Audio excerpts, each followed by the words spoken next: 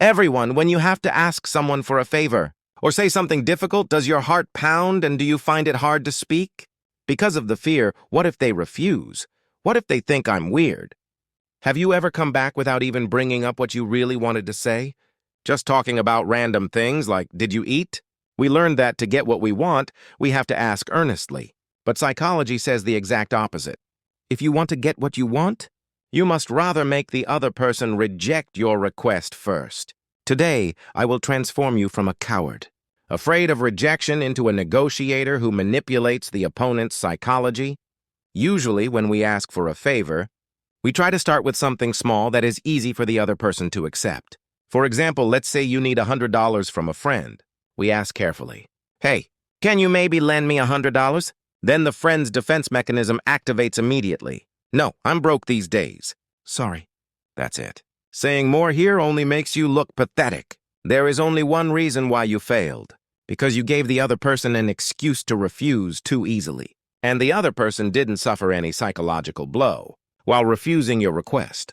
But real masters start by flipping this board completely.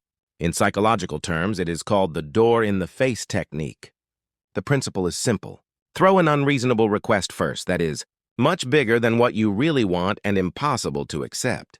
"Hey, I'm in a hurry, lend me $1,000. The opponent naturally refuses. "Are you crazy? Where would I get that money?" This is the opportunity right here. A very subtle guilt and indebtedness for not being able to grant. The request arise in the opponent's mind. At this moment, quickly lower the target and bring up the real point. "Ah, really? Can't help it. Then can you lend me at least $100 to put out the immediate fire?" Then the opponent feels relief, thinking, "Phew, compared to $1,000, $100 is nothing," and the psychology of compensation works. I refused the big one, so I should grant this one. Eventually, their wallet opens. This is the rule of reciprocal concessions. This technique isn't just used when borrowing money. It is used like a cheat key in salary negotiations or allowance raises. Let's say you want a $3,000 salary increase. If you say, "Please raise it by $3,000 from the start," the boss will try to cut it to $1,000. Instead, do this. "Considering my performance this time, I want a $10,000 increase." The boss will be shocked and say absolutely not. At that time, pretend to be disappointed and back down. Then, considering the company's situation, please meet me at $5,000 as a compromise. The boss will feel a sense of victory, thinking, he refused $10,000 and cut it down to $5,000 and will sign the paper. But in fact, you got more than what you originally wanted.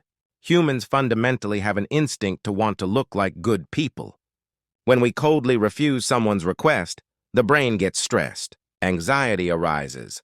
Ah, was I too harsh? What if the relationship gets bad? The door-in-the-face technique is a skill that digs into this very guilt. In that fleeting moment when the other person feels sorry for me, you slip your foot in through that crack. This is not being mean. It is a technique of compromise that relieves the burden on the other person's mind. Use this right away today. It's also good when asking someone you have a crush on for a date. Throw this out. "Do you want to go on an overnight trip this weekend?"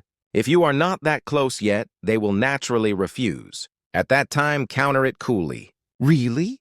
Is it a bit too much? Then let's just have a nice dinner." Because of the guilt of refusing the trip, the probability of the opponent saying okay to dinner goes up to more than 90%. Don't be afraid of rejection. Rejection is just a run-up for acceptance.